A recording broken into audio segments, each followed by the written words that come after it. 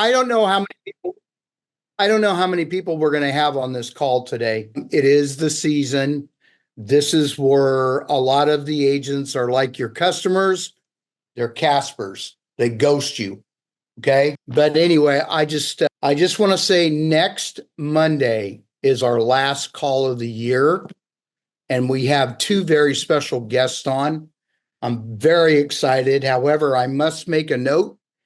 The call's going to start at 9:30 and not 10 o'clock. Okay. And there's a reason for that. The speakers we're going to be having is Brent Gove, number one. And we're also going to have April Cooke because she has the latest from our local MLS and CAR.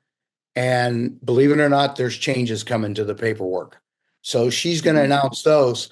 But Brent had a 10 o'clock and he says, I'm double booked. He says, Frankie, baby, can you make it 9:30? And I go, Brent, I'll move heaven and earth if you come on that call. So 9:30 next Monday, we're going to have Brent and we're going to have April. I'm really excited. It's going to go a little longer, but who cares?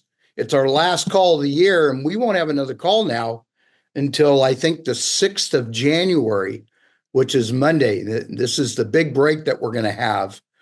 Please mark your calendars for that because I want as much attendance as I can, even though Chris puts this on Workplace. He puts this on LinkedIn, YouTube, God knows wherever else he puts it. He doesn't put it on TikTok because I'm not a fan of TikTok and I refuse to go on that. And Chris can't get TikTok in the Philippines anyway. So enough of that. So let's get right into the call today. And I'm just going to open it up to anybody who wants to ask a question. But first, let me repeat, this is the time of year when you're going to get ghosted by all your clients, all your buyers, all your sellers. However, on Saturday, I flew down to Orange County to attend a EXP Christmas party with this group that I belong to. Folks, don't be a bah humbug, stay in your house. If you're invited to a party, go attend. As much as it's a pain in the ass to get dressed, get out of your shorts and your jammies, put yourself out there and go say hello. It was fantastic. I did not want to go, truth be told. As you get older, you like to stay inside. You like to wear comfortable clothes. You got a bathroom real close. You guys know what I mean? And it's just, I'm really glad that I went and I made some more connections. And that's definitely what we need. So, okay, I'm going to open this up. If there's any questions, please don't be afraid to ask a question, any question, as elementary as it might be, because I'm learning every day. I'm learning every day from you. I'm learning every day from whatever I can get my hands on. So I'm just going to leave it open. Sid, I'm going to start with you. All right. Yeah, no, we're definitely keeping busy. Definitely finding a big shift in to get deals done. You got to get creative with your buyers and your sellers. It's not just the standard get an offer, get an approval. We're finding that to actually get deals done, we're getting a lot of creative ideas. But with that being said, that's how we're getting it under contract. And it's an interesting, it's like a huge shift. Like we're getting seller financing and just things that I've had not done very much of, but we're starting to get a lot of that. It's just people are getting creative. I keep hearing seller financing more and more and more. Yeah. Yeah. So we got one deal that it's either going to happen or not, but the seller's open to it. And so I'm gathering experience and doing that to get deals done. Okay. Chris, remind me that make a note about Sid after the first year. I'll fill you in on that. So, okay. Thanks, Sid, for starting off. Anybody else? I had a pretty busy weekend. I went to see like 7 houses on Saturday with the family. They liked one. I'm actually going to write up the offer today. But then I have another family. It's like a mom and a son who I have pre-approved. So I've been sending them houses and the mom's been really active, but the son hasn't. He hasn't even seen the email. So I've been trying to get them to go out and see things, but the son is like really like, I mean, he answered, he's like, oh yeah, I'll look at them. And then he just never looks at it and never responds to the mom or anything. So I'm trying to think of ways to get him to look at it and be more active. Can I make a suggestion? Yeah. Send him a text. Go, look, are you serious? If you're not serious, I totally understand. But I want to help you. Do the old Jerry Maguire. Help me help you. How serious are you about looking at this property? If you're not, it's okay. It's not bad, but you've got to initiate the offer, because I don't want you to waste your time. But that's just my opinion. Yeah. Yeah, because the mom's serious, but it's the son. But like, obviously they're going in together. They're pre-approved together. So yeah. That's family. Yeah. One kind of thing, and kind of build on Frank's as well, is maybe remind him that pre-approval letter is only valid for 30 days. Yeah. And properties come and go. The property that there's there today might be gone this afternoon. Yeah, there's one that she really liked that I just saw today is under contract now. So I was gonna, when we're done with this call, I was gonna call her and let her know, and like that things come and go really fast, and you only have 3 months. Yep. You only got 30 days on a pre-approval. Yeah. I always find that to be a good incentive. Like if you got a buyer pre-approval, I just tell them, hey, we got 30 days to get you under contract. So let's dive in head first and let's go find the perfect property that makes the most sense for you. I'm only here to help you. I'm only here to help facilitate. I'm not going to sell you anything, but I'm going to help you buy. And right now we've got 30 days, and let's find out what makes the most sense for you. And let's get under contract, because these houses, they come and go. It might be here right now, and there might be somebody writing an offer right now. So I don't know. I don't have that crystal ball, but I do know that, once we find the right place, let's really dive in head first to make it happen. And that's how I get paid, is actually help you get into a place. Michael, what are you thinking? I'm just thinking, I like your approach, Frank, is just, you're coming up, just asking them, are you serious? Somehow find a way to get in front of them. If there's an appointment, make an appointment with the mom. Maybe the mom can pull you on. I don't want you to waste any time, but you can set up an appointment and you can tell them, hey, we've got an appointment with your mom. Are you serious? We're going to make this happen. If not, then you'll know. It's kind of, you need to put it up, or, kind of draw your line in the sand a little bit, I think, with what you're willing to do, rather than just keep chasing, because after a while, then they're going to try to ghost you. So just ask them, be upfront, put everything out there. But then, like Sid said, you're not trying to sell anything. You're there to support. So that's hey, it's no big deal. Are you serious? I got an appointment set with your mom. So now we're at that next stage. So now we need you to jump in. So if the mom's available, you can get it going. Because if the mom's going to be who's going to be living there? Both of them. If they're both living there, they both have to take part of it. But if the mom's driving it and the one's an anchor, you have to either pull it or say it's not going to happen. Yeah, because obviously she used them. They're together on the pre-approval. John, you will learn that as you get older, like me, your patience is less and less. It is. I'm just giving you the straight, honest truth, because you'll find out when people are pulling your leg and not. And our philosophy is you work with the ones that want to dance. Well, yeah, like they went and got pre-approved. So I'm like, why does he need looking at the houses? Like, why would he go through all of that and then just not even look? No, I hear you. Aria, what's on your mind? Well, good morning, everyone. What's in my mind is today I have a busy day. I have a probate deal of hell that almost working on it for a whole year. Had challenges, and I have learned so much. I might write a book about my first deal with probate, and nothing that I didn't know, but it has to do everything with dealing with difficult people. I can always solve difficult situations.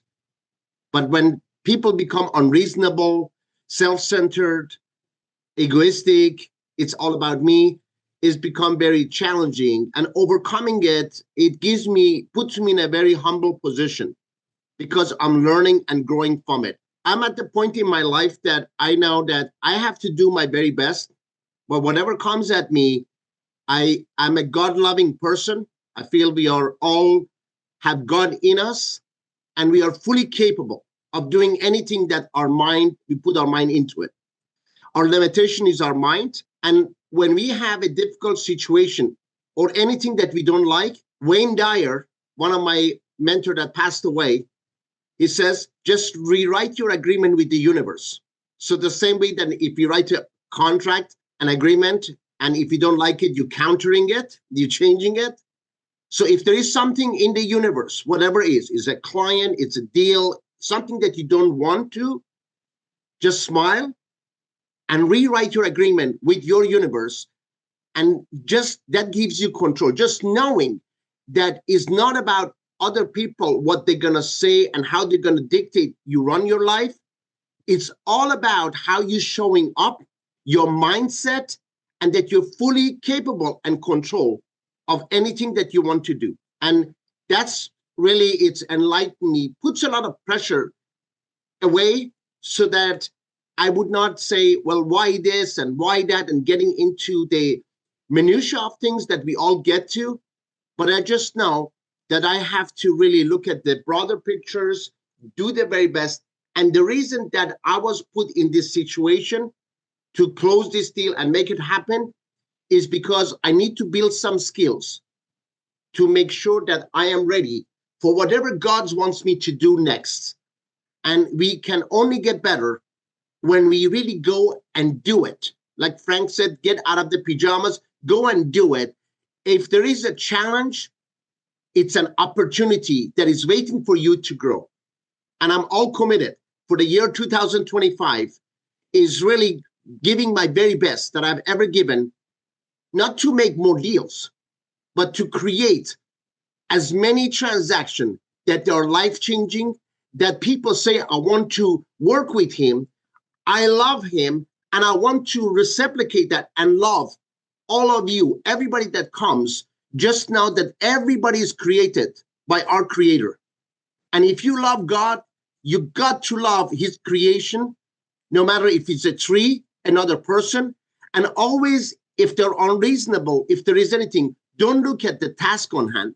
Look at the human being behind that and love them anyway. With that, that's my message today. Just came to me. So certainly love you all. And hopefully that would add value to your life. God bless you. Thank you. Thank you, Arya, for that. That was Yes. deep. That was deep. So I think Arya brings up a good point. And if you're in real estate, the number one thing you deal with is emotions from your clients. And dealing with emotions, depending on your DISC profile, that's a very big challenge to you. I'm a high D. When somebody comes at me with high emotion, I just want to smack them, but I can't. So Arya's right. It's if the situation is presented to you, it's how you react to it. And I think this is where a lot of real estate agents fail because they don't know how to good people skills. You know, everybody asks for my opinion and they go, what makes a good real estate agent? What are the qualities? And I've said sometimes, I think you ought to go out and sell cars. Because if you can sell cars, you can sell houses. Because you learn a lot. I've sold cars in my younger days, like John, for like 2 years. And I learned a lot about people. And that's what's helped me in real estate. So Arya, thank you for that. Because you're dealing with people's emotions. And that's the best way to look at it. Thank you, Arya. Claudia, what's on your mind? Well, seller financing. That's how we sold my folks' house, and I'm thinking in the deal I'm in now because we found her house, and now I'm selling her house, and I'm thinking that would have been a great opportunity to have given her that option, and because this would have been ways her money could earn money on her wealth. So I would like to be more comfortable with that. Well, I think the first of the year, Sid's going to give us a class on that, whether he wants to or not. Awesome. Uh-oh. I would love it. Yeah. Yeah. So No, it's a great way if you've got a listing that's not selling and you've got an owner that basically just wants to be able to get rid of it, but at also the same time, they're open to not paying capital gains now, but paying it, down the road, maybe with the 1031 exchange. It's opening up a listing that's just kind of sitting there. And now I'm getting people putting in offers because we're open to seller financing. Oh, yeah. What kind of interest rate? We just kind of try to go market rate. Depends on what the offers are, and again, it depends also on the seller. Go with like a 5% interest rate, try to be, wow. try to be below market. Wow. And also that's an incentive. See what well, don't get me started. I'm sorry, guys, but you have to understand also is like then I'm able to get the seller a full price offer rather than going under contract and finding 500 things to repair and then you discount it there. And I tell my sellers, look, I could probably get you a full price offer if we do it this way, or we could continue where we're going and they're going to knock off 25, 30,000 then plus credits. And it just depends on what you want to do. And what terms, how long? You do it like on a balloon payment, again, depends on the seller, what their needs are. You try to listen to your seller, like when would be good for you to get this, taken care of. You do like what's called a balloon payment of, 5-7 years. It just depends on what their needs are, really. That's where you work with your seller and you work with your buyer. It's kind of negotiation back and forth, but it's a way to get the deal done. Have you ever had a deal where you had to take the house back? Where you had to take what? Have you ever worked a deal where you had to take the house back because they reneged on the loan? I have not had it where they've taken it back yet, but you do put in a clause there that makes it pretty clear and simple. Like a 60-day clause. If you're 60 days behind the payment, then the house reverts back to the owner. Like no questions asked. That's just the way it is. Yeah. I didn't mean to take up the meeting, but yeah, I could more than happy to answer questions on that. And awesome. I want to be in on that one. Yeah, Sid, we'll definitely get you up. Aria, did you have a question for Sid or a comment? No, I have a comment for Claudia. May I make it now? Yes. Yeah. Claudia, I have done multiple seller financing. When I got to I have done it by necessity. And what I mean is we got to the deal where the lender screwed up something and we couldn't close the deal. It was a short sale in one of the cases. We had to close it. And I got one of my another client to fund the money because they sold the home. They had the money to another client that was buying. But I only have done it and I have self-managed it. I have kind of just always put myself in the line of course securing it, but I have only done it and I would only do it if I have absolute certainty of the character of the person. That means I know that they are not going to default because they're not defaulting personalities. They keep their commitment. And this is how you know if they're keeping the commitment. When you ask them for certain documents in a timely manner, like a lender, are they forthcoming and are they providing it to you? And if they're not really try to hide behind it, they're not really forthcoming with the information that makes you feel comfortable, then if you're not going to lend to them, personally, I would not be in the midst of it because there is a lot of things at stakes. I'm glad that Sid never had the experience. I never have had to take a property back. And I always make sure that if I'm in the deal, the client always pays sooner and it pays as agrees. As a matter of fact, one of them, I manage the escrow in the shape of making sure the money, they open an account, my client, they make the deposit there. And I made sure every month that check, it's deposited there because I had visibility online through my client and I managed it for them. But it's very crucial that you deal with only people that you would lend to, even though it's not your money, but it's someone's money and they doing it because they trust in you. And I would manage it to that really extreme because not everybody, everybody's doing when things are easy. But when you go into a crisis, when there is a difficult financial situation, and you're doing a land deal or you're doing a second home, if it's not their primary or whatever, people might actually say, you know what, I don't have to pay for it because they have mercy on me. And I know you have a good heart. You're not going to go evict someone. The bank will, but you're not. Your clients might not. But then you might put in a bad position. So don't take it very lightly. Seller financing is great, but of course it has to be very managed. And look how banks managing it. That's the criteria as far as what documents do you need to have to make sure you have absolute certainty. Seller financing is not for people that they don't qualify. It just right now the timing is such that they need extra help. Somebody who has a big cash flow, but they cannot document it, but they have pretty much the money. They could buy cash almost in the bank, or they have the financials.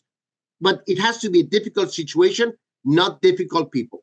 Back to you. Thank you. Thank you, Thank you. Aria. I have to pop out, but hey, Claudia, let's kind of co lead the class together. That'll be great. Okay. All right, good. No, I'm sorry, Aria, we lead together, co-lead Yeah, together. Aria, right. Sorry, guys, I gotta go. Love you. All right. Bye. So- Take care, Sid. So being that this is a skeleton crew today, I am not going to keep you. Michael, would you like to close us out? Yeah, just quickly, I was going to say also, I thought I was just giving some comments on John Paul's. I want to share a couple things real quick. Coming towards the end of the year, as we are, just evaluating everything and making sure we're going through our systems, going through and seeing what we can cut, kind of like Elgin mentioned, and seeing what we're doing right and what we want to carry on into next year. That's really a lot of what I was working on. Couple of new exciting things I was saying that were happening with EXP. The announcements came up. I think Frank posted. If you guys all saw, obviously Canva, that's huge. That makes it easier for us to market because we have the Canva Pro. We have access to it, and all of our templates are now over there on there instead of the EXP Marketplace. Yep. And then I don't know if you guys all noticed when he put in the new reward program that we partnered with Built. And so it's kind of like a credit card reward points program that they have. You do not need to get a credit card from him, but Built does some amazing things. You get 1 point for their system for every $2 spent, and that's when purchasing a house. So imagine you buy a $400,000 house, you get 200,000 Built points. You can later use those points towards a down payment on another time where each point is worth 1.5 cents. So if you have 200,000 points, that's $3,000 that you would have towards a down payment or something later. That's pretty amazing. So that's amazing. You can trade them in for airline tickets, all this stuff. So a great program, great things to hear. Built, B-I-L-T. I'll share the information with you. We'll put it on the Winner Circle. Yeah, it came out in the Winner Circle about 2 weeks ago. If you guys wanted to see it, Chris, as a matter of fact, can you repost that so people would have it in their feed fresh right away? Can you do that, boss? You got it, boss. Okay. All right, you guys, I'm going to let you go. Have a fantastic day or week. If you want to reach out to any of us, let us know. And hope you have a great week. And we'll see you next Monday. As I said, a special Monday call starting at 9:30 with Brent Gove and April Cooke as our special guests. Get your group, tell them to come on and do whatever you can because we're going to blow this thing out. 9:30 to 10:30? No, it might be 9:30 to 11. Yeah. Okay. Last call of the year. Got it. Thanks. Happy holidays. Thank you. Take care, everyone. Bye, everybody. Bye. Everyone.